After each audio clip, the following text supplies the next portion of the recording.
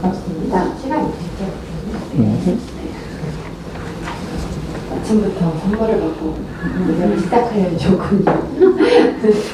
함께 시선 찬양하시면서 예배 시작하도록 하겠습니다.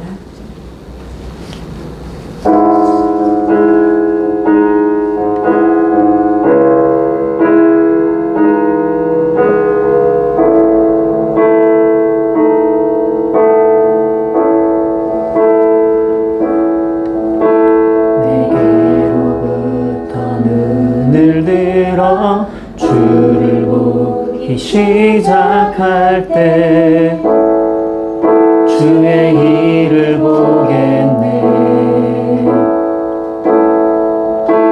내 작은 마음 돌이키사 하늘에 꿈꾸게 하네. 주님을 볼 때 시선을 주님께 드리고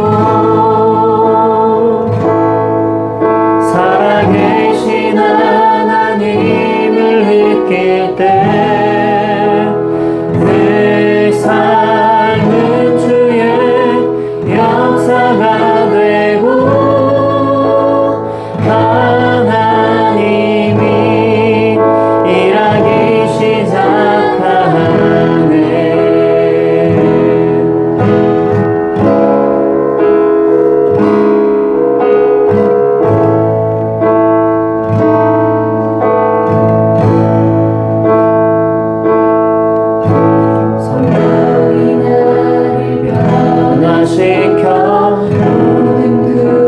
사라질 때 주의 일을 보겠네. 암되었다 가운데서 주님만 임하게 되리. 주님을 볼 때 모든 시선을 주님께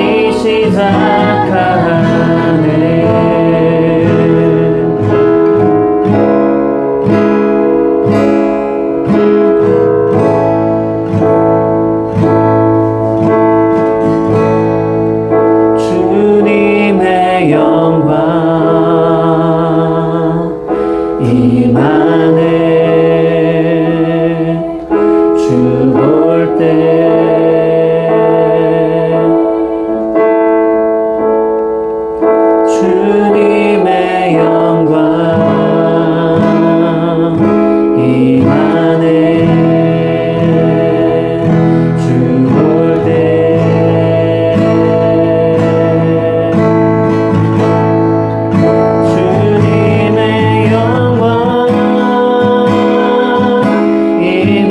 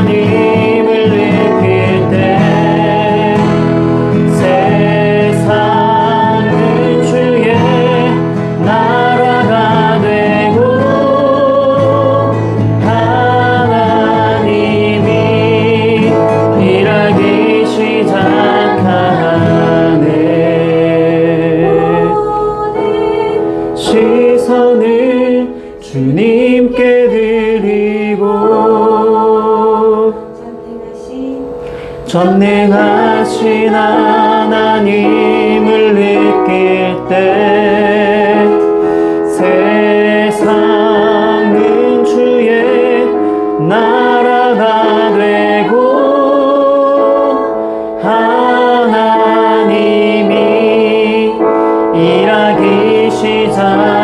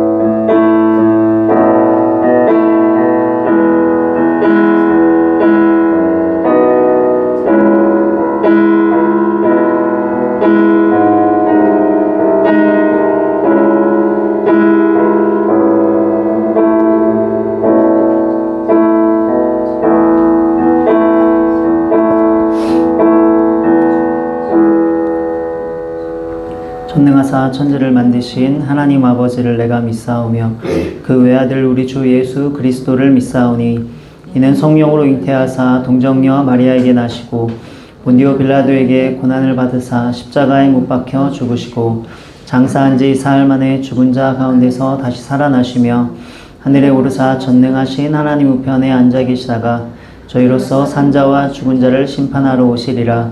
성령을 믿사오며 거룩한 공예와 성도가 서로 교통하는 것과 죄를 사하여 주시는 것과 몸이 다시 사는 것과 영원히 사는 것을 믿사옵나이다. 아멘. 시간 나의 모습 나의 소유 찬양하시면서 현금 하나님께 봉헌하도록 하겠습니다.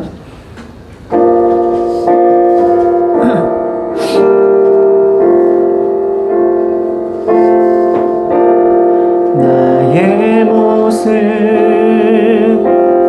나의 소유 주님 앞에 모두 드립니다. 모든 아픔 모든 기쁨 내 모든 눈물 받아 주소서. 나의 생명을 드리니 주 영광 위하여 사용하옵소서. 내가 사는 날 동안에 주를 찬양하며 기쁨의 제물 되리. 나를 받아 주소서.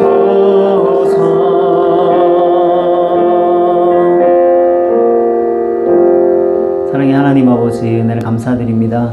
한 주간의 삶을 지켜주시고 또 이렇게 주일을 맞아 한자리에 함께 모여 하나님을 예배하게 하시니 감사합니다. 하나님께서 우리에게 베풀어 주신 그 놀라운 은혜와 사랑에 비하면 너무나 작고 보잘것없지만 하나님을 향한 우리의 믿음과 또 사랑과 또 신앙의 고백을 담아 감사를 담아 하나님 앞에 준비할 헌금을 드립니다.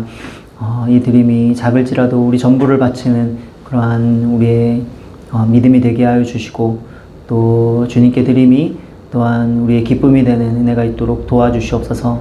또한 모든 삶에 필요한 그 때마다 시마다 공급해 주시는 하나님을 의지하며 살아감으로써 더욱더 하나님께 우리 자신을 하나님께 드리기로 경험하는 그런 은혜가 있도록 우리를 도와주시옵소서. 드려진 헌금이 주님 나라 영광 위하여 또 주의 복음 전하는 일에 귀하게 사용되는 그런 물질 될 수 있도록 그렇게 사용해 주시고 이끌어 주시옵소서. 이 시간 함께 말씀을 나눕니다. 말씀을 통해서 우리를 또 다스리시고 우리 영혼을 만지시고 우리의 삶을 통치하시는 놀라운 살아있는 말씀의 역사가 나타나도록 이 시간 은혜를 베풀어 주시고 우리의 마음을 열고 말씀을 받을 뿐만 아니라 우리에게 지혜를 주심으로 말씀을 또한 깨닫고 그 말씀 속에서 살아가는 순종의 또 주님의 자녀들 될 수 있도록 은혜를 베풀어 주시옵소서. 모든 것 주님께 맡겨드리며 예수님의 이름으로 기도합니다. 네, 오늘 말씀 창세기 37장 1절부터 11절까지 말씀 보겠습니다.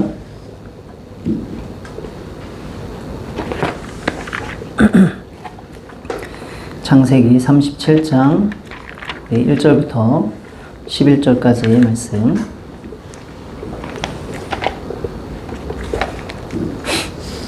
한 절씩 교독하도록 하겠습니다. 야곱이 가나안 땅 곧 그의 아버지가 거류하던 땅에 거주하였으니 야곱의 조문은 이러하니라. 요셉이 70세 소년으로서 그의 형들과 함께 양을 칠 때에 그의 아버지의 아내들 비라와 실바의 아들들과 더불어 함께 있었더니 그가 그들의 잘못을 아버지에게 말하더라. 요셉은 노년에 얻은 아들이므로 이스라엘이 여러 아들들보다 그를 더 사랑하므로 그를 위하여 채색 옷을 지었더니 그의 형들이 아버지가 형들보다 그를 더 사랑함을 보고 그를 미워하여 그에게 편안하게 말할 수 없었더라. 요셉이 꿈을 꾸고 자기 형들에게 말하매 그들이 그를 더욱 미워하였더라. 요셉이 그들에게 이르되 청하건대 내가 꾼 꿈을 들으시오.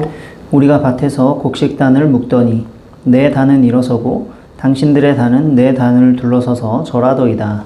그의 형들이 그에게 이르되 내가 참으로 우리의 왕이 되겠느냐 참으로 우리를 다스리게 되겠느냐 하고 그의 꿈과 그의 말로 말미암아 그를 더욱 미워하더니 요셉이 다시 꿈을 꾸고 그의 형들에게 말하여 이르되 내가 또 꿈을 꾼즉 해와 달과 11별이 내게 절하더이다 하니라.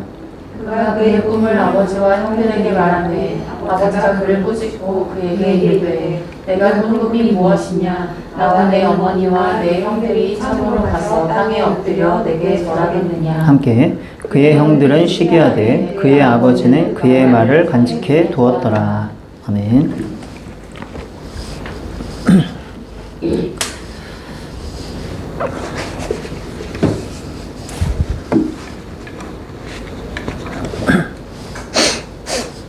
지난번에 그 하나님의 선하심에 대한 이야기를 하면서 성경이 말하는 선, 그 선은 뭐 착하다, 뭐 그냥 아름답다, 뭐 이런 의미가 아니고 하나님의 계획, 그리고 그 계획이 이루어지는 과정과 관련이 있다고 말씀을 드렸었어요.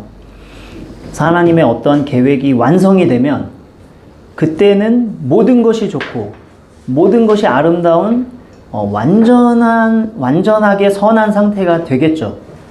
그러나 그 계획이 진행되는 과정 속에서는 아직 과정이기 때문에 온전하지 못한 부분들이 함께 존재하는 거예요. 그러나 그런 부분들이 존재한다고 해서 그럼 그게 선하지 못한 것이냐? 그게 아니라 그 시간 속에서 하나님의 계획이 이루어지고 또 하나님의 계획이 점진적으로 성취되어 가고 있다는 점에서 그 과정이 선하다는 것입니다. 그래서 마치 창조의 과정이 한 번에 창조된 게 아니라 6일에 걸쳐서 점진적으로 이루어질 때 각각의 날들을 보면 아직 창조되지 않은 불완전한 부분들이 있는 상태인 거죠.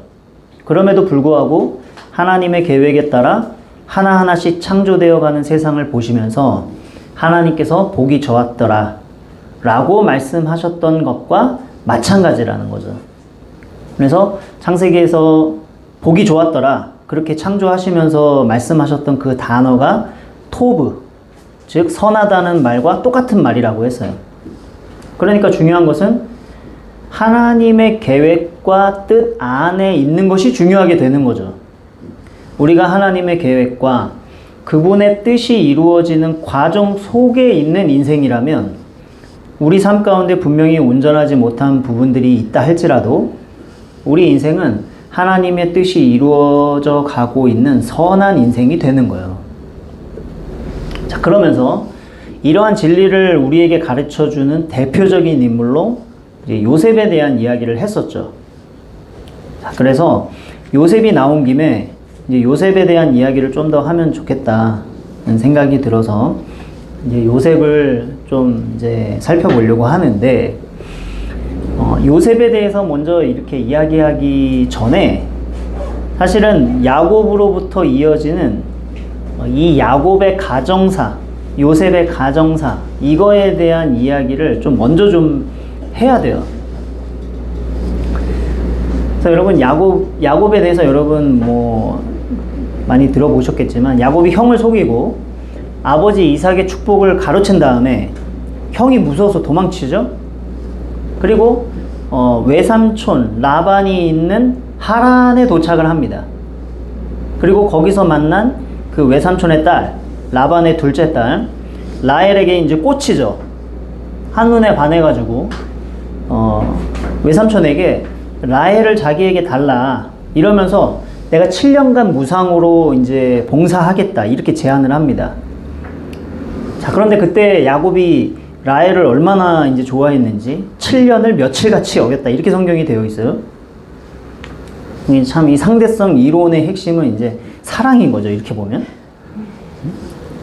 근데 어쨌든 그렇게 7년이 지나고 이제 신방을 치르게 됐습니다.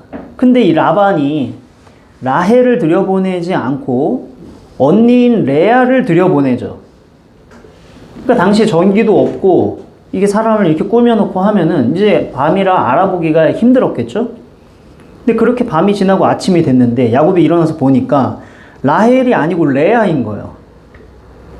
그러니까 이것 때문에 야곱이 막 펄펄 뛰는데 뻔뻔스럽게 이 라반이 하는 말이 우리 관습에 따르면 언니를 동생 뒤에 보내는 법은 없다.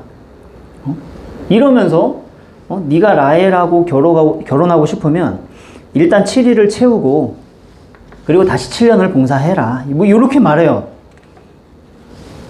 이게 라반이 외삼촌인데 진짜 나쁜 놈인 거예요. 그래서 그렇게 야곱이 뭐 결과적으로 14년을 무상으로 이제 일을 뭐 하게 되는 셈이 된 거죠. 자, 근데 이 과정을 잘 또 우리가 생각해 보면 라반이 이런 짓을 저지르지 않았으면 이 두 자매가 아주 우애 있게 살았을 가능성이 있겠죠. 물론 뭐 어떻게 됐을지 모르지만 어쨌든 두 자매는 자기 아빠로 인해서 이제는 이렇게 우애 있게 지낼 수 있는 가능성조차 박탈당하고 만 거예요. 우애 있게 지낼 수 있는 가능성 뭐 그 정도가 아니라 이제는 두 자매가 한 남자의 사랑을 독차지하기 위해서 막 각축을 벌여야 하는 치열한 이 어떤 경쟁 관계로 지낼 수밖에 없는 인생을 살게 돼버렸다 이거죠. 그러면서 이루 말할 수 없는 상처들이 생기기 시작하는 것입니다. 그래서 처음부터 한번 보세요. 자기를 원하지 않는 거 뻔히 알면서도 아버지 때문에 신방에 들어가는 그 레아의 마음이 여러분 어떠했겠습니까?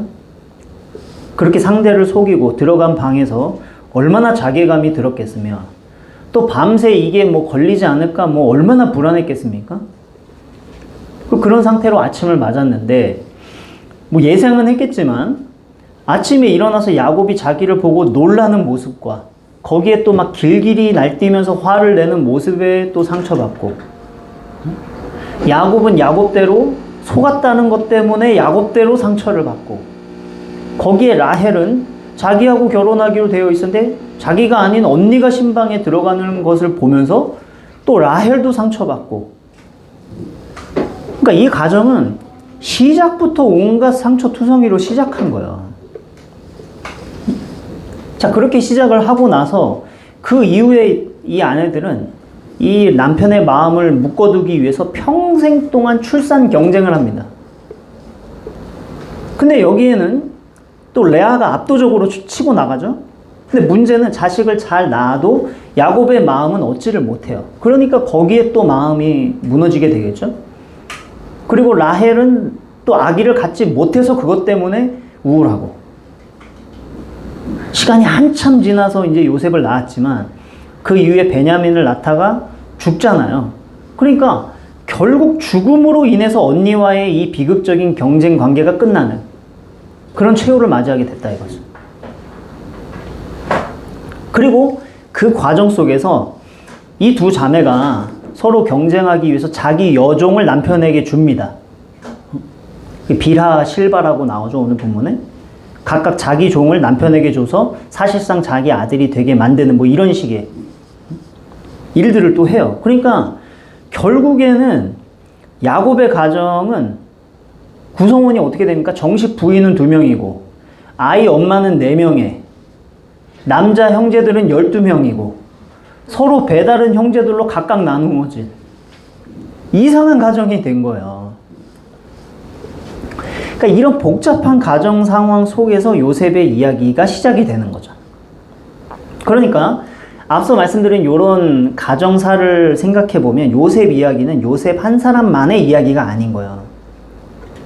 사실 요셉 이야기는 요셉을 포함한 12명의 야곱의 아들들에 관한 이야기입니다. 그리고 이게 결국 이스라엘 민족에 관한 이야기가 되는 거죠.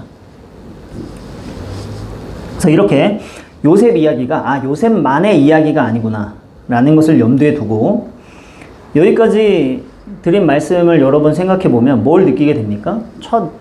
처음으로 느끼게 된 감정은 여러분 어떤 것이 좀 느껴져요? 이 집구석에 정말 문제가 많구나. 이걸 느끼게 되죠. 근데 문제가 많다는 거는 뭐 상황이 문제다 이런 것도 있겠지만 거기에는 이런 문제적 상황으로 인해서 각각의 가정 구성원들이 받은 심리적인 그런 타격들, 아픔들, 상처들이 있고 그로 인해서 이 각각의 개인들이 가진 문제들이 굉장히 많았다는 의미이기도 한 거예요. 그리고 여기에서 요셉도 제외되지가 않는다는 거죠. 그래서 우리가 요셉은 늘 주인공 프리미엄을 이렇게 항상 더 쳐주기 때문에 원래부터 다른 형제들보다 좀 나은 사람이다 생각하는데 그렇지가 않아요. 그 전에 말씀드릴 때 요셉에 대한 좀 칭찬을 했었는데 일단 지금 상황은 그렇지 않다 이거죠.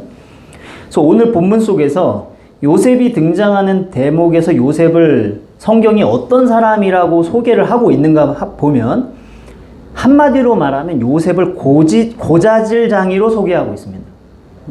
고자질쟁이. 이게 요셉을 등장시키는 성경의 첫 묘사예요. 2절에 어떻게 되어 있습니까? 야곱의 족보는 이러하니라 요셉이 17세의 소년으로서 그의 형들과 함께 양을 칠 때에 그의 아버지의 아내들 빌하와 실바의 아들들과 더불어 함께 있었더니 그가 그들의 잘못을 아버지에게 말하더라. 이게 요셉을 성경에 처음 등장시키는 소개라 이거죠. 이놈 고자질쟁이다 이놈. 형들이 양치는데 쫓아다니면서 뭐 허드렛 일을 도와주는 척 하다가 집에 돌아오면은 아버지한테 형들이 잘못한 거를 다 일러 바치는 거예요. 근데 이 아버지 야곱은 또 이런 상황에서 요셉을 편애하죠. 왜냐면 사랑하는 라헬이 늦게 낳은 첫 자식인 거예요. 그러니까 이 요셉을 다른 자식들보다 더 아끼고 그래서 요셉을 위해서 채색 옷을 지어 입혔다 이렇게 되어 있는데 채색 옷이라는 것은 귀인들이 입는 옷이라고 생각하면 됩니다. 옛날에는 왕족, 뭐 귀족들 이런 사람들이 입는 옷이라고 생각하면 돼요. 그러니까 그렇게 대놓고 다른 자식들하고 차별하고 편애를 한 거예요. 그러니 형들이 볼 때 여러분 어떻겠습니까? 아, 저놈 새끼가 저거 아버지 믿고 우리를 고자질하고 그 보상으로 저렇게 채색 옷도 받고 막 이런 생각이 들겠죠. 그러니까 형들은 당연히 요셉을 미워하게 되는데 4절에 보면 편안하게 말할 수 없었다 이렇게 되어 있죠. 편안하게 말할 수 없었다 이 말이 어떤 의미냐면 말 자체를 안 걸었다 여러분 이런 의미입니다. 말도 섞기 싫었다 이런 의미인 거예요. 말도 섞지 않았다. 자 그런데 이러한 증오의 기름이 쫙 깔려있는 그 곳에 성냥불을 던지는 일이 일어나게 된 거죠. 요셉이 꿈을 꾸는데 두 번 꿈을 꿉니다. 첫 번째 꿈이 어떤 꿈이냐. 추수밭에서 추수를 할 때 단을 세워놨는데 형들이 추수한 그 단들이 요셉이 세워놓은 단에다가 절을 하더라 라는 꿈이었어요. 근데 이 꿈이 하나님이 미리 요셉에게 하나님의 계획과 뜻을 보여주신 것이기 때문에 우리가 볼 때는 요셉이 이 꿈을 뭐 가족들한테 말하는 게 마치 하나님께서 주신 비전을 마치 공유하는 것처럼 뭐 요렇게 보기 쉬운데 이거는 정말 우리 입장에서 해석한 이게 말도 안 되는 해석이에요. 사실 요셉은 당시로서 이게 하나님의 계획인지 뜻인지 뭐 하나님의 비전인지 알 수가 없었습니다. 그냥 그런 꿈을 꾼 거예요. 그러면 왜 이걸 형들한테 말했을까? 평소에 형들이 자기한테 뭐 살갑게 대해주지도 않고 인정도 안 해주고 심지어 말도 안 거는데 그 미워하는 거 뻔히 아는데 형들의 추수단이 자기 추수단에 절한다는 것 때문에 기분이 좋았던 거예요. 그리고 뭔가 자신의 자존감이 채워진 것입니다. 자기 기분 좋아서 얘기한 거예요. 그러나 반대로 형들의 입장에서 보면 정말 재수없고 기분 나쁜 꿈 아닙니까? 그러니까 요셉이 정말 밉상인 게 안 그래도 형들이 자기를 미워하는데 굳이 형들에게 말할 필요가 없는 이 꿈을 자기 기분 좋아서 얘기한 거예요. 형님들 내 꿈 한번 이야기 들어보세요. 내가 꿈을 꿨더니 형들이 나한테 다 절하던데? 뭐 이러면서 막 얘기를 한 거예요. 자기 신나가지고. 상대방의 기분은 전혀 생각하지 않고 말한 것입니다. 그래서 이 일로 인해서 형들이 요셉을 더 미워하게 됐다. 이렇게 돼 있죠. 그 지팔직권이라고 요셉이 스스로 미움을 또 산 거야.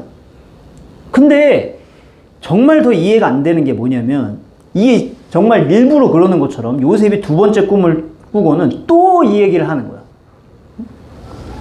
이번에는 해와 달이 자기한테 절하고 11개의 별이 자기에게 절하는 꿈을 꿨다. 이렇게 얘기를 하는데 이 얘기를 듣고 나니까 그렇게 애지중지 요셉을 아끼던 야곱이 듣다 못해가지고 야곱이 화를 냅니다.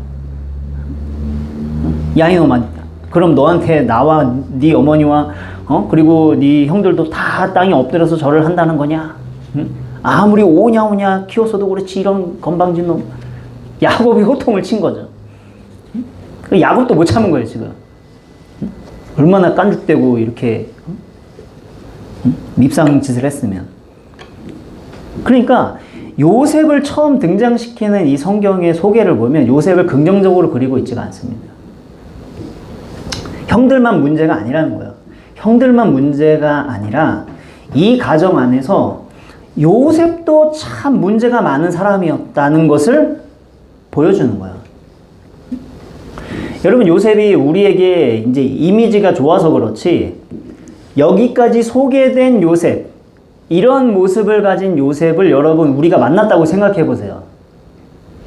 진짜 재수없을 거예요. 훈육 없이 오냐 자라가지고 철이 없는 사람, 또는 늘 잘되기만 해서 잘난 척하는 사람, 상대방의 기분을 생각하지 않고 뭐 해야 될 말인지 안 해야 될 말인지 구분 못하고 막 막말하는 사람. 생각만 해도 이게 재수없지 않습니까? 그러니까 우리가 만약에 그런 사람 만나면은 야, 저 사람에게는 야, 인생에 정말 참교육이 될 만한, 요새 참교육 인기가 많은데 인생에 참교육이 될 만한 어떤 사건이 일어나야 저 인간은 정신 차리지, 이런 생각 들겠죠. 마찬가지인 거예요. 어떤 면에서 성경은 요셉 역시 그에게 참교육을 받을 만한 어떤 사건이 일어나야 될 상태라는 사실을 보여주는 거예요. 지금 이대로 살아가면 요셉은 이제 안 될 인간이라는 것을 말해주고 있다는 거죠. 자, 그러면 여기서 이제 좀 더 근원으로 이제 올라가서 이런 모든 문제들을 야기한 사실상 야곱을 한번 조금 더 짚고 넘어가 보죠. 야곱은 젊을 때부터 문제가 많은 사람이었습니다. 약삭빠르게 남을 잘 속이고 사는, 머리가 이제 막 그런 쪽으로 머리가 팽팽 돌아가는 그런 유의 인간이에요. 근데 그런 점 때문에 하나님 앞에 연단을 많이 받았죠. 근데 그렇게 오랫동안 연단을 받았어도 아직도 문제가 그에게 많이 있다는 사실을 보게 되는 거죠. 많은 세월이 흘렀음에도 불구하고 본인이 결혼할 때부터 시작됐던 이 가정의 불화, 거기서 비롯된 상처들을 요셉에 대한 편애를 함으로써 자녀들에게까지 물려주고 있는 거죠. 평생 연단을 받았는데 이 문제를 못 보고 계속 대물림하고 있는 거예요. 물론 야곱도 이때까지 많은 연단을 받으면서 많은 부분이 변했을 것입니다. 그러나 많이 변했지만 아직도 많이 변하지 않은 것이 야곱의 모습이라는 거죠. 자, 근데 야곱도 뭐 억울할 수 있어요. 그 기원을 올라가 보면 야곱이 형 속이고 아버지 속이고 했던 배경을 보면 또 이삭과 리브가의 편애가 또 배경으로 있는 거거든요.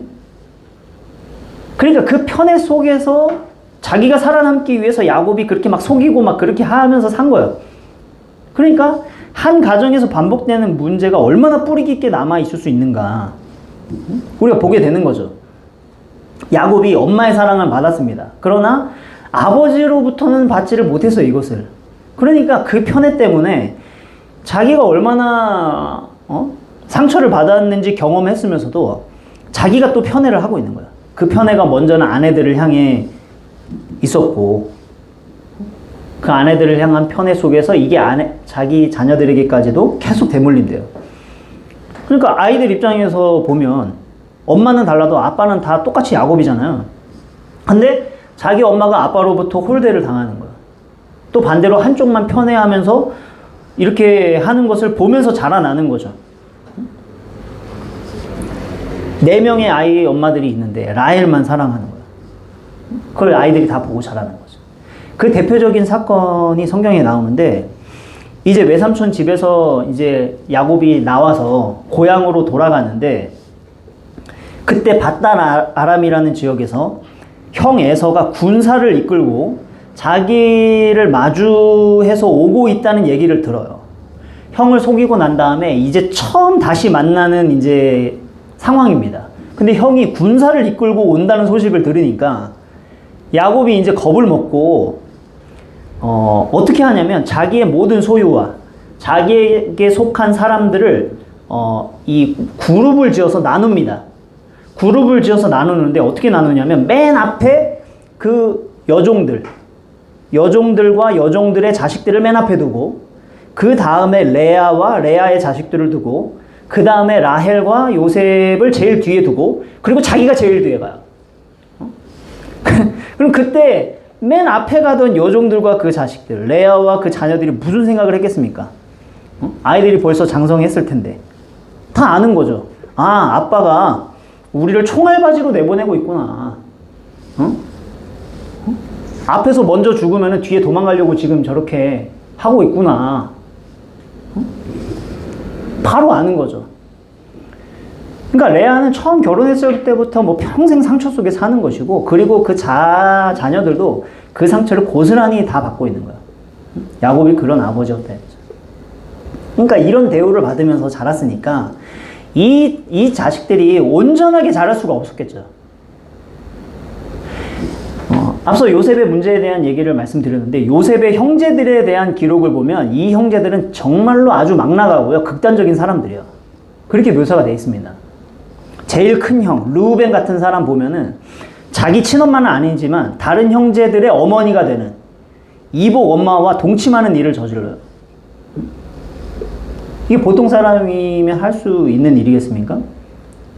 그런가 하면 시므온과 레위, 이 사람은 어떤 사람들이냐 하면 어떤 사람이 자기 여동생 다말을 욕보이는 일이 일어나요. 끔찍한 일이 일어난 거죠. 당연히 분노가 치밀었을 거예요. 근데 문제는 뭐냐면, 이 문제를 해결하는 방식이 뭐냐면, 그렇게 자기 동생을 욕보인 그 사람하고 상대하고 이 문제를 어떻게 해결해 가는 게 아니고, 그 동네 사는 모든 남자들을 싸그리 다 죽여버립니다. 이런 사람들이 이렇게 극단적인 사람들인 거야. 근데 이게 다른 형제들도 사실 마찬가지인 게, 나중에 이들 모두가 합심해서 자기 동생 요셉을 죽이려고 함께 결정하잖아요. 그러니까 다른 형들도 보통 인간들이 아닌 거예요. 아무리 그래도 그 17살밖에 안 된 자기 동생을 아무리 미워도 그렇지 그렇게 다 같이 합심해서 죽이려는 결정을 합니까?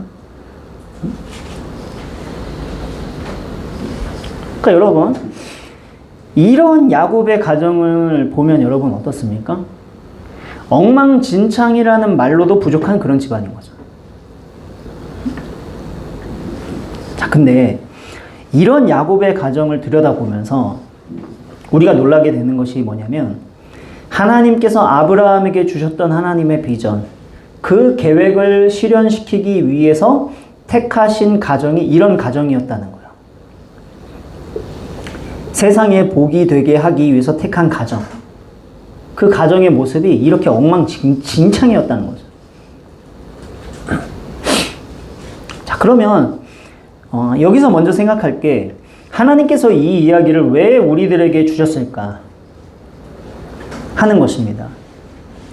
이 이야기는 결국 지금 우리들에게 주신 이야기이기도 하지만, 1차적으로 보면 먼저 누구에게 전달한 메시지였는가 할 때에 이 얘기를 처음 들은 사람들은 출애굽 1세대들이었어요. 즉, 이 이야기는 출애굽 1세대들이 가나안 땅에 들어가기 전에 광야에서 모세로부터 들었던 얘기입니다. 그러면 하나님께서 무엇을 위해서 이 이야기를 그들에게 전해주셨을까 할 때, 그것은 그들의 정체성, 우리가 누구이고 어떤 사람들인가 하는 것에 대한 정체성과 우선 관련되어 있는 거예요. 출애굽을 통해 광야에 나온 이스라엘 민족들은 사실 우리는 어디서 시작된 사람들이고 우리가 왜 애굽에서 살게 됐는지, 그리고 우리가 지금 왜 여기에 이렇게 나와 있고 무엇을 위해서 저기로 가고 있는지, 이런 거에 대해서 이해할 필요가 있었어요. 왜냐면 이들은 지금 막 이집트에서 400년 동안이나 종살이를 하다가 나왔잖아요. 그러니까 이 사람들은 자신들의 민족적인 정체성이 무엇인가에 대해서도 이게 확신하기가 어려운 상태인 것입니다. 그리고 우리가 어떤 민족이지 뭐 이런 것을 뭔가 확신할 수 있는 상태가 아닌 것과 동시에 더 문제는 그 긴 세월 동안 겪은 애굽에서의 그 억압과 박해 속에서 생긴 근원적인 어떤 불안과 두려움과 어떤 자격지심과 피해의식, 그로 인한 어떤 낮은 자존감, 어떤 분노, 긴장, 이런 엄청난 것들이 혼재되어 있는 이런 상태의 사람들이었던 거예요. 그러다 보니까 사실상 스스로에 대해서 뭔가 새롭게 삶을 개척해 볼 만한 가능성이나 미래를 뭔가 기약할 수 있는 그런 확신들이 생길 수가 없는 상태인 거예요. 그렇기 때문에 이들이 하나님의 백성으로서의 정체성을 갖게 하기 위해서 이 얘기를 처음에 들려주신 거죠. 그러면 하나님께서 출애굽한 이스라엘 백성들에게 알려주고 싶으셨던 그 정체성이 뭐냐? 그게 바로 하나님께서 너희들의 조상들을 선택한 이유가 그들이 괜찮은 사람이어서 선택한 것이 아니었다는 거예요. 괜찮은 정도가 아니, 오히려 아주 형편없는 사람들이었다라는 것입니다. 그럼에도 불구하고 하나님께서 그들을 이 세상의 복이 되게 하기 위해서 선택하셨다는 것을 말씀해 주시는 거예요.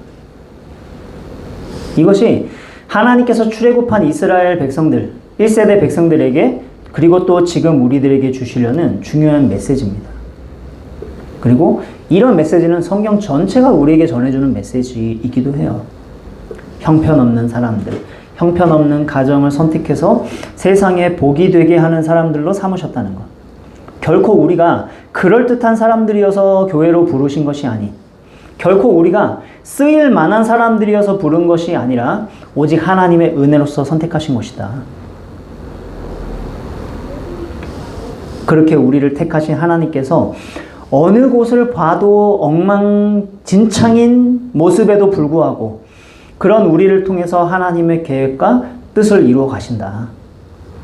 이것이 성경이 우리에게 전해주고자 하는 핵심적인 메시지라는 거죠. 자, 이렇게 이것은 성경이 뭐 처음부터 마지막까지 사실상 일관적으로 우리에게 전해주는 메시지인데, 창세기 28장에 야곱이 집에서 도망친 다음에 길에서 돌베개를 베고 잠을 잘 때 꿈에 하늘 사닥다리가 나오는 꿈을 꿉니다. 그때 하나님께서 야곱에게 이런 말씀을 하셨어요. 창세기 28장에 보면은 전능하신 하나님이 내게 복을 주시어 내가 생육하고 번성하게 하여 내가 여러 족속을 이루게 하시고, 이런 말씀을 하세요. 여러 족속을 이루게 하실 것이다. 근데 여러 족속이라고 할 때 이게 영어로 커뮤니티 이렇게 돼 있어요. 커뮤니티. 그러니까 어떤 공동체를 얘기하는 거죠. 그리고 특히 여럿이라는 이 말이 나중에 교회라는 의미를 가진 단어로 번역이 됩니다. 히브리어 성경을 이제 헬라어로 번역한 이 70인역에 보면 이게 교회라는 말, 에클레시아라는 말로 번역이 돼요. 그러니까 하나님께서 야곱에게 하신 얘기를 다시 읽어보면 어떤 얘기가 됩니까? 내가 너에게 복을 주어서 내가 생육하고 번성하게 해서 교회가 되게 하겠다. 이런 말씀을 하신 거죠. 그런데 중요한 것은 그렇게 하나님께서 야곱을 교회로서 부르실 때 그 모습이 어떤 모습이었냐는 것입니다. 그때 야곱은 형을 속이고 아버지 속이고 집에서 도망쳐 나오는 도망자인 모습이었어요. 도망자인 모습이었다는 거죠. 오늘 본문의 요셉의 이야기도 마찬가지인 것입니다. 야곱이 야곱 나름대로 야곱 가정이라는 커뮤니티를 이루었죠.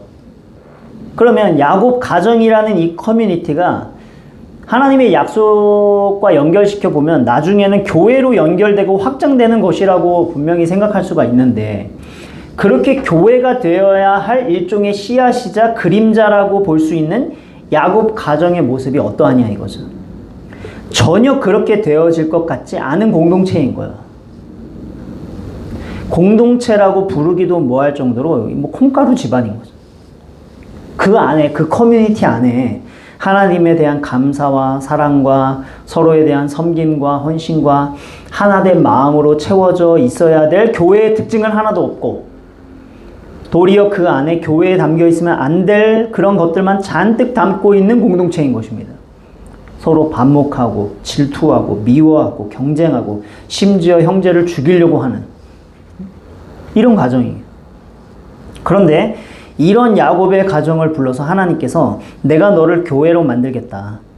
하나의 정체성을 가지고 서로 화목하고 한 하나님을 예배하는 그런 일치된 신앙 고백을 가진 그런 공동체를 만들겠다라고 말씀하셨다는 거죠. 그래서 여러분, 이 얘기를 처음 들은 사람들이 누구라고 했습니까? 광야에 나온 이스라엘 백성들이 이 얘기를 처음 들었어요. 하나님의 놀라운 능력으로 애굽에서 탈출을 하긴 했는데 오랜 세월 겪은 그 억압으로 인해서 생긴 그 어떤 한과 그 아픔과 그 상처로 인해서 앞으로 뭘 해야 될지 스스로 확신할 수 없고 뭔가 늘 두려움이 가득해 있는 이 사람들에게 하시는 말씀이, 너희가 스스로 생각할 때 우리는 정말 세상에서 짓밟힌 그저 애굽에서 종노릇이나 하던 사람들이고 어찌어찌 하다가 이렇게 탈출하게 돼서 다행이구나, 뭐 이 정도의 생각을 하겠지만 너희들은 그 정도가 아니다. 너희들이 지금 이렇게 여기에 있는 것은 너희의 조상 때부터 이어진 나의 오랜 계획과 너희들을 통해 이 세상을 향해 나의 놀라운 뜻을 이루기 위해서이다 라고 하나님이 말씀해 주신 것이고, 심지어 하나님께서 그렇게 그들을 택한 이유가 너희들의 모습이 뛰어나서가 아니다.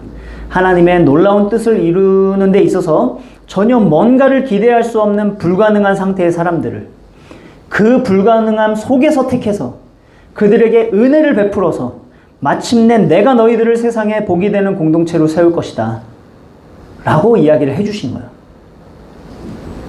그러니 이런 이야기를 들으면서 이스라엘 민족들은 우리가 어떤 민족이고 지금 왜 여기에 있는지에 대한 이해와 동시에 과거로부터 이어져 오던 아픔과 상처, 그리고 거기서 비롯된 자신들 안에 있는 여러 많은 문제들조차 하나님의 손 안에서 새롭게 될 것이구나, 하나님이 이걸 바꾸실 것이구나 라고 하는 확신과 위로와 새로운 비전들을 갖게 되는 그런 각성을 하게 된 것입니다.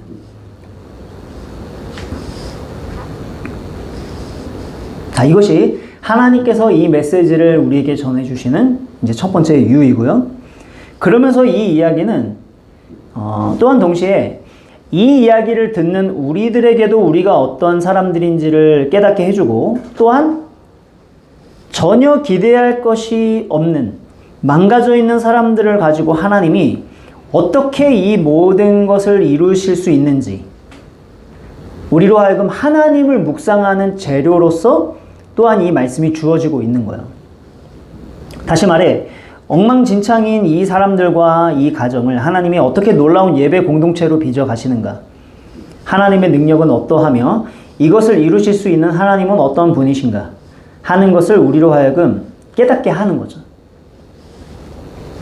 자, 그래서 보니까 본문 속에서 보이는 하나님은 어떤 분이냐, 이 하나님은 사람이 망친 그 모든 얼룩들과 깨어진 조각들을 가지고도 너무나 아름다운 작품을 만드시는 분이라는 사실을 우리가 보게 되는 거예요.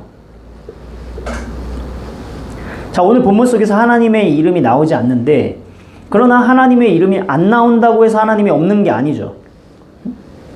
하나님이 안 보인다고 해서 하나님이 없는 게 아니듯이 오늘 야곱의 이 집 안에서 일어난 요셉의 이야기 속에서 그럼 하나님은 어디에서 어떻게 일하고 계시는가 보니까 그냥 보면 잘 안 보이는데 자세히 보면 보이는 한 가지가 있어요.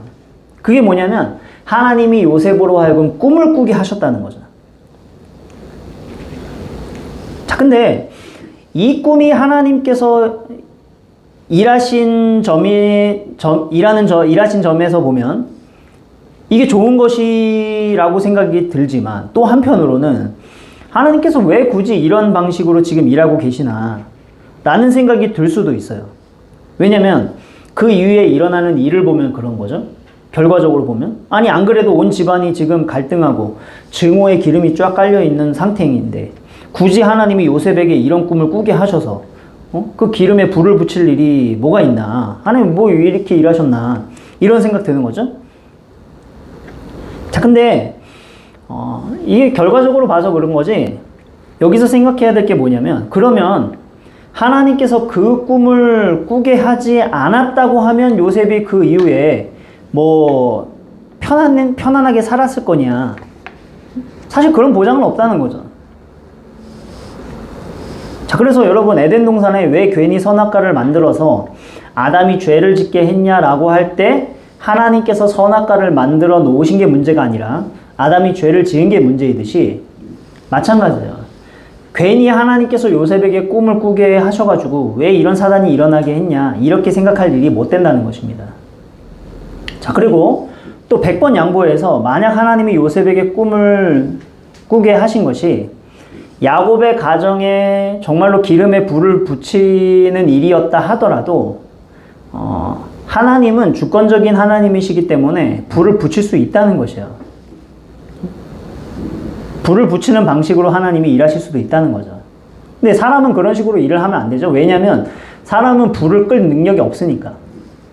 그러나 하나님은 전지하시고 전능하시기 때문에 불을 붙이실 수도 있는 거예요.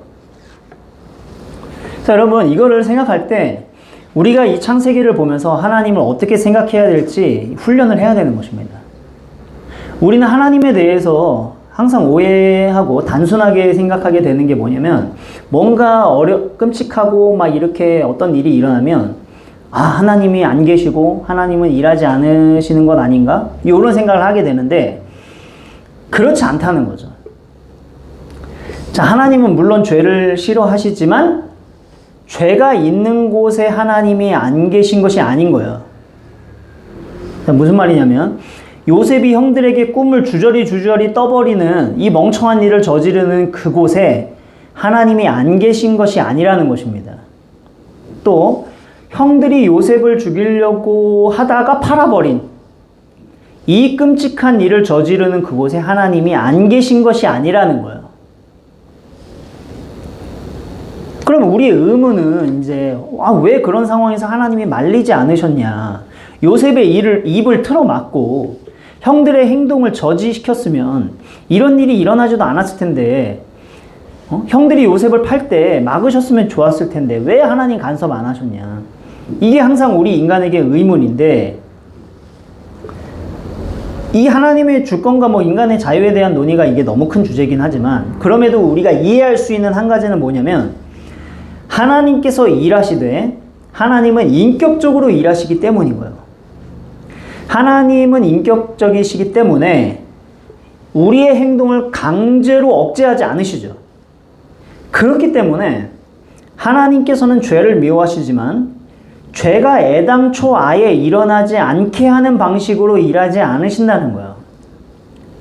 하나님께서는 모든 인간들의 결정과 의사를 존중하는 방식으로 일하시는데, 그런 점에서 심지어 죄인들의 결정조차 존중이 돼버리고 마는 거예요.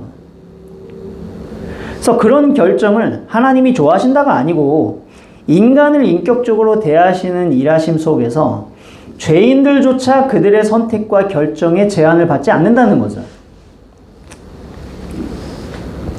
자, 이것이 우리가 이해할 수 있는 첫 번째 길이고, 또 다른 한편 하나님께서는 인간들이 그렇게 나쁜 일들이 일어나는 선택을 한다 할지라도 얼마든지 하나님은 하나님의 뜻을 이루실 수 있기 때문이기도 한 것입니다. 다시 말해, 하나님은 인간들이 어떤 선택을 하든지 그것을 기계적으로 막거나 제어하시는 일은 하지 않으시지만 그 모든 인간의 선택과 결정들을 통제하고 다루실 수 있으시다는 거예요.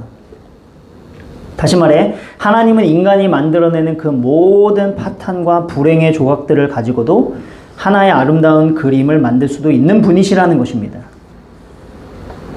이게 창세기를 통해서 요셉의 이야기를 통해서 우리에게 보여주고 있는 진실이고, 이것을 우리가 이해할 때 하나님의 주권과 인간의 자유는 대립되거나 어떠한 억압이 되는 게 아니라 이 하나님의 놀라운 주권적인 능력 아래서 인간이 무한히 자유롭게 선택할 수 있는 우리에게 베풀어 주신 놀라운 은혜가 되는 거예요. 자, 요셉을 보세요. 하나님께서 꿈을 주심으로써 하나님은 일하셨는데 이 꿈을 말하고 안 하고는 자기가 선택할 수 있었어요. 근데 굳이 안 해도 될 얘기를 한 것은 요셉이 가지고 있는 그의 어떤 기질과 욕구 때문에 그가 결정한 것입니다. 그런데 그 결정이 정말 안 좋은, 아니 아주 나쁜 결정이었다는 것은 그가 처음에 형들한테 이 꿈 얘기를 했을 때 형들의 표정을 다 봤을 거 아니에요. 그리고 이 꿈 때문에 형들이 자기를 더 미워하게 됐다는 것도 알게 됐잖아요. 그런데 두 번째 꿈을 꿨을 때 이걸 또 얘기를 한단 말이에요. 그러니까 그것은 그만큼 이 요셉의 마음속에 이 뭔가에 대한 충동, 뭔가 욕구가 강하다는 얘기입니다. 이 욕구로 인해서 남들은 전혀 생각하지 않을 정도로 자신을 죽도록 미워하게 만들 어떤 짓을 또다시 반복하는 그런 선택을 하고 만 거예요. 그런데 하나님께서는 그것을 그냥 그대로 내버려 두셨다 이거죠. 그리고 요셉이 자신이 선택한 그 결과로서 형들에게 미움을 당해서 인신매매를 당하고, 그리고 또 애굽에 가서도 죄수가 되어서 갇히고 어려움을 겪는 그 모든 과정을 하나님께서 허용하면서도 하나님은 그 모든 불행의 조각들을 모아서 요셉을 향한 하나님의 목적과 뜻을 이루어 가셨다 이거죠. 근데 이거는 형들도 마찬가지예요. 요셉의 이야기가 요셉만의 이야기가 아니라 형들의 이야기이기도 했다고 했는데, 요셉이 형들한테 한 짓도 못된 짓이지만 거기에 대해서 형들이 동생을 죽이려고 덤벼든 것은 뭐 비교할 수 없을 만큼 악한 거죠. 데리고 나가서 뭐 좁혀든지 그렇게 하든지, 그 자기들 기분 나쁘게 했다고 동생을 막 죽이려고 하고 아예 팔아버리고 이게 말이 됩니까? 그러니까 이 형들 속에 있는 그 악함, 그 어쨌든 그렇게 오랜 세월 동안 자기 엄마에 대해서부터 흘러내려왔던 어떤 그 마음속에 있던 그 어떤 울분 이런 것들이 어떤 결정적인 트리거가 되니까 통제가 안 되고 두 배, 세 배 막 폭발해 버린 거죠. 근데 이러한 형들의 선택 속에서 하나님께서 형들도 다루어 가시는 거예요. 그 일 후에 형들이 어떻게 되냐. 요셉을 다시 만났을 때 형들의 태도를 보면 이들이 일생 동안 이 일로 인해서 얼마나 큰 죄책감과 후회 속에 살았는지를 알 수 있습니다. 합심해서 동생을 팔아버렸을 때는 속 시원했는데 조금 시간이 지나니까 얼마나 끔찍한 짓을 저질렀는지 깨닫게 되고, 시원한 게 아니라 엄청난 죄책감이 그들의 마음을 가득 채워버리고 말았어요. 그리고 형벌처럼 평생 동안 그 죄책감 속에서 산 것입니다.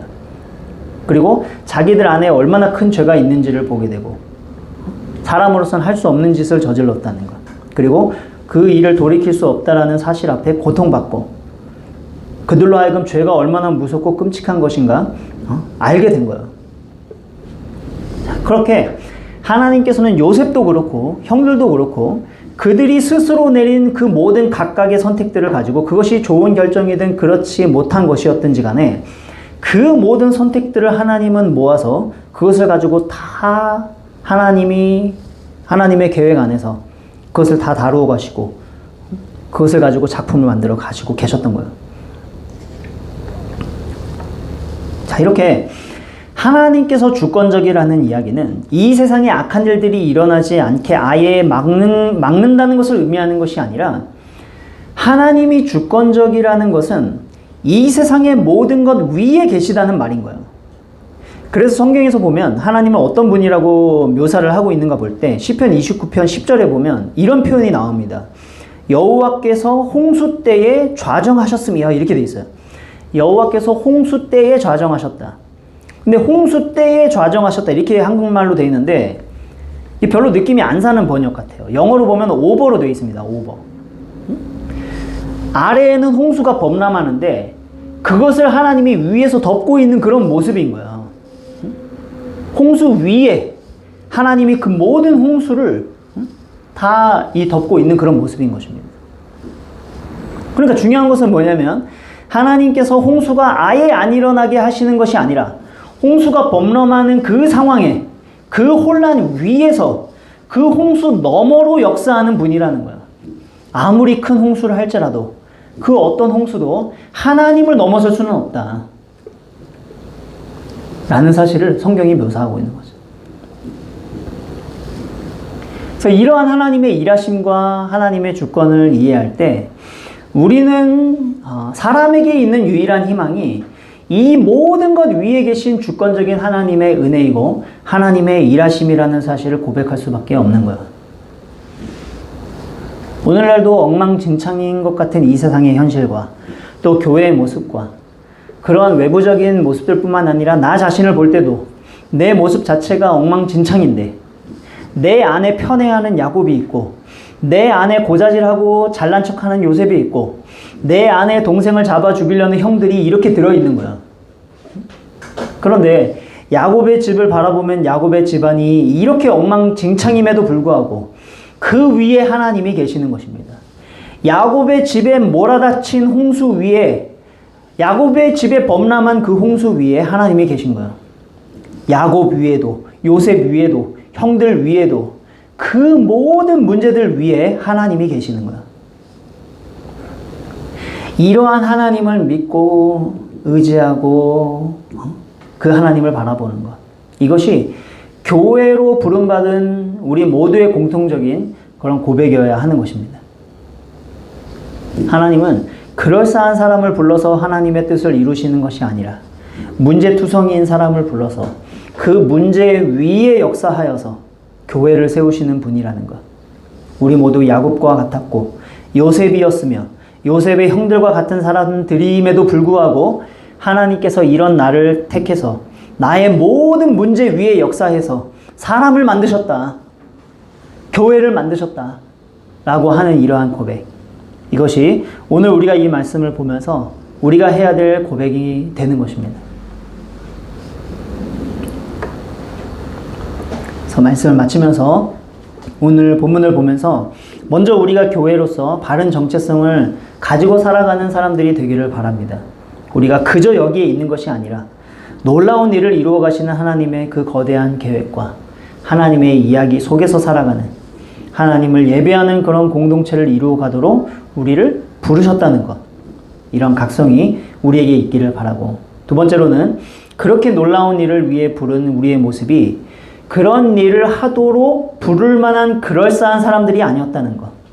우리여 엉망진창이고 문제가 많지만 그 많은 문제 속에서 어리석은 선택을 함으로써 일을 망쳐버리는 일이 허다함에도 불구하고 우리가 스스로 망가뜨려버린 그 삶의 조각들을 하나님께서는 이어붙여서 아름다운 스테인드 글라스처럼 빛나는 모습으로 만들어 가시는 그런 하나님이 우리가 믿는 하나님이라는 것. 그분을 믿고 신뢰함으로써 우리의 삶에 휘몰아친 홍수로 인해서 뭔가 다 떠내려갈 때 그 홍수 위에 계신 하나님의 이름을 부르면서 그분을 믿는 믿음 안에서 살아가는 그런 우리 모두가 다 되기를 바랍니다.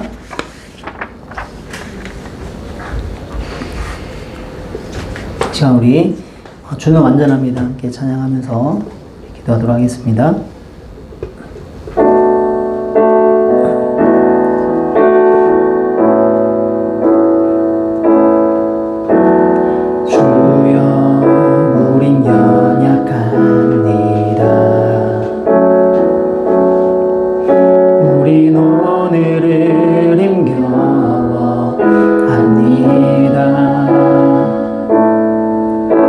뜻 이루며 살기에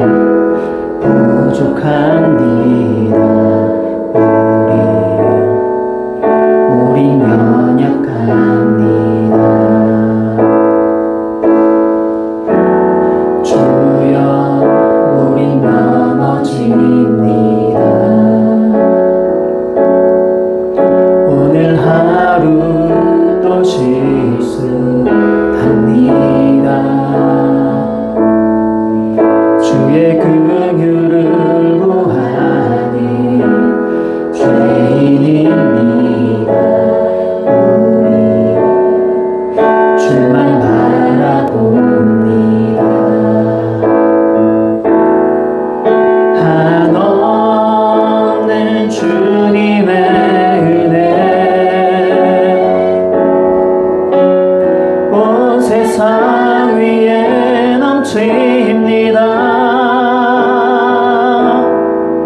가릴 수 없는 주 영광 온 땅 위에 충만합니다. 주님만 이기리오니 우린 그 길 따라갑니다.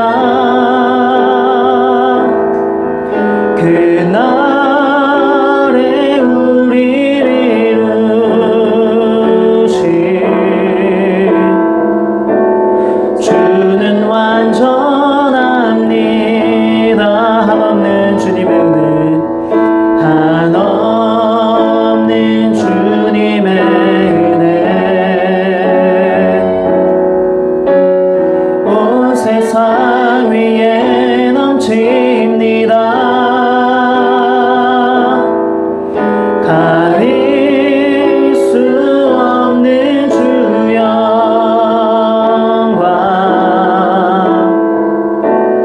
온 땅 위에 충만합니다. 주님만 이기리오니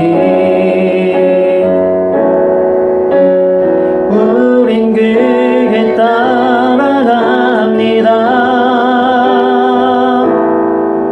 그날에 우리를 이루신 주는 완전합니다.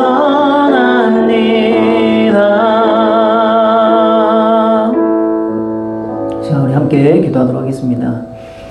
하나님의 영광을 위해서 부름을 받았지만 하나님의 영광을 드러내기에는 우리에게는 전혀 빛이 없고 오히려 하나님의 영광에 먹칠을 할 만한 그런 것들만 많은 그런 엉망진창인 그런 우리의 모습에도 불구하고 하나님께서는 도리어 그런 사람들을 불러서 하나님의 놀라운 계획 속에 두시고 우리가 그럴싸한 사람들이어서 그러한 일로 부르신 것이 아니라 그런 우리의 많은 문제에도 불구하고 그 문제 위에 은혜를 베풀어서 그 많은 문제들을 덮으시고 새롭게 하시고 변화시키셔서 하나님의 교회로서 세워가시는 그런 하나님의 그 놀라우심을 보도록 우리를 부르셨음을 우리가 오늘 말씀을 통해서 다시 한번 기억하면서 내 안에 있는 많은 문제 때문에 쓰러지지 않도록 그로 인해서 나 자신을 비하하거나 그런 자괴감 속에 쓰러지지 않도록 그런 나에게 은혜 베풀어 주시는 내 마음속에 있는 홍수, 내 삶에 불어닥치는 홍수 위에 역사하시는 하나님을 바라보는 믿음으로 살아가게 해달라고. 그래서 이 모든 과정들이 정말 하나님의 선하심 속에 하나하나씩 이루어져가는 하나님이 일하시는 과정이 되어 하나님이 정말 이루시는 이 모든 일을 완성시키시는 그날에 정말 하나님의 놀라운 영광이 나를 통해 우리 모두를 통해 또 나타나는 그런 은혜를 우리가 볼 수 있게 해달라고 우리 말씀 생각하면서 함께 기도하도록 하겠습니다. 기도하겠습니다. 사랑의 하나님 아버지, 은혜를 감사합니다. 하나님께서 놀라우신 은혜와 사랑으로 우리를 택하시고 부르셔서 하나님의 그 놀라운 계획 속에, 하나님의 그 위대한 비전 속에, 하나님의 그 원대한 이야기 속에 하나님 우리를 살게 하시니 감사합니다. 하나님 아버지, 그렇게 우리를 부르신 하나님께서 우리를 선택하신 이유가 우리가 그러한 일을 이룰 만한 사람이어서가 아니고 그 많은 것을 맡길 만한 그런 능력 있는 사람들이어서가 아니고 도리어 그런 일을 맡기기에는 너무나 한심하고 너무나 부족하고 많은 문제들을 가지고 있고 많은 상처들과 아픔들을 가지고 있는 문제투성이인 사람들이라는 사실을 하나님 보게 됩니다. 그러나 그런 사람들을 하나님께서는 부르셔서 그 모든 문제 위에 역사하시고 그 모든 문제에 은혜를 베풀어 주셔서 그 모든 것들이 변화되고 새롭게 되어지고 회복되어져서 하나님의 영광을 드러내는 하나님의 놀라운 역사하심을 드러내는 그러한 통로로서 그렇게 사용하신다는 사실을 하나님 보게 하시니 감사합니다.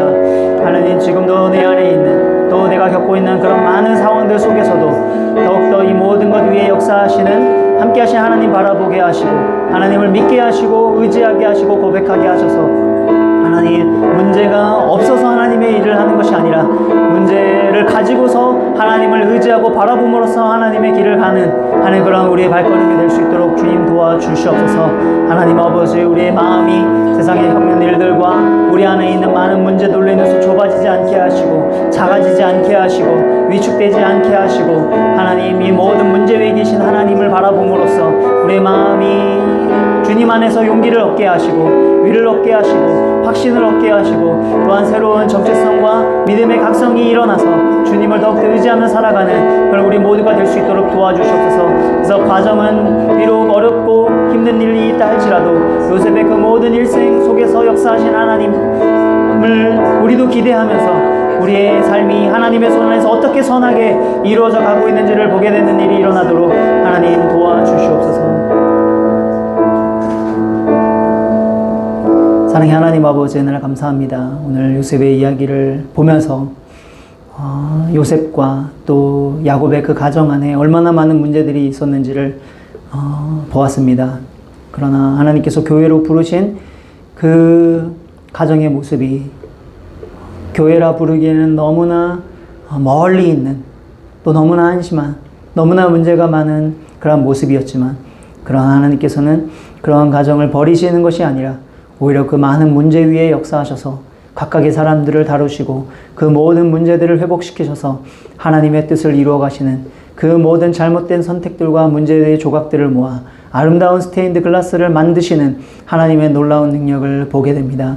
하나님 우리도 그런 하나님의 놀라우신 은혜 속에 살고 있음을 잊지 않게 하셔서 내 안에 있는 많은 문제들 또 내가 겪고 있는 많은 그러한 홍수와 같은 상황들 그런 상황들 속에서도 하나님께서 일하고 계심을 믿게 하시고 붙들게 하시고 그러한 일들로 인해서 마음이 약해지거나 또 위축되지 않도록 우리의 또 마음을 지켜주시고 더욱더 그 큰 홍수가 불어닥칠 때 어떤 홍수라도 덮을 수 있는 하나님께서 내 위에 계심을 바라보면서 하나님을 의지할 때 하나님께서 우리의 삶을 어떻게 하나님의 뜻 안에서 선하게 이끌어 가시는지를 보게 되는 은혜가 있도록 주님 도와주시옵소서. 그래서 문제가 많다 할지라도 그 많은 문제들을 주님께 맡겨나가며 주님을 따라가는 주의 백성들 되게 하여 주시옵소서. 지금은 우리 주 예수 그리스도의 은혜와 하나님의 사랑과 성령의 교통하심이 많은 문제가 있음에도 불구하고 우리를 선택하여 교회로 부르신 하나님의 그 부르심 안에서 우리의 모든 문제들을 주님께 맡기며 모든 것을 주의 뜻대로 이루실 하나님을 의지하며 살기로 다짐하는 우리 모든 성도들 머리 위에 지금으로부터 영원토록 함께 있을지어다.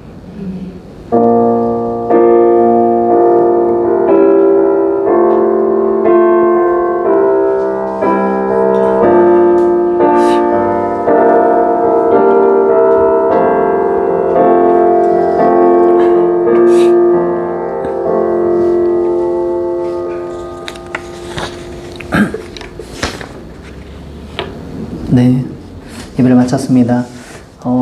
특별한 교회 소식은 없는데, 어저께 이제 보내드린 수련회 장소 그거 한번 살펴보시면서 한번 이따가 좀 잠깐 얘기 좀 나누도록 하겠습니다.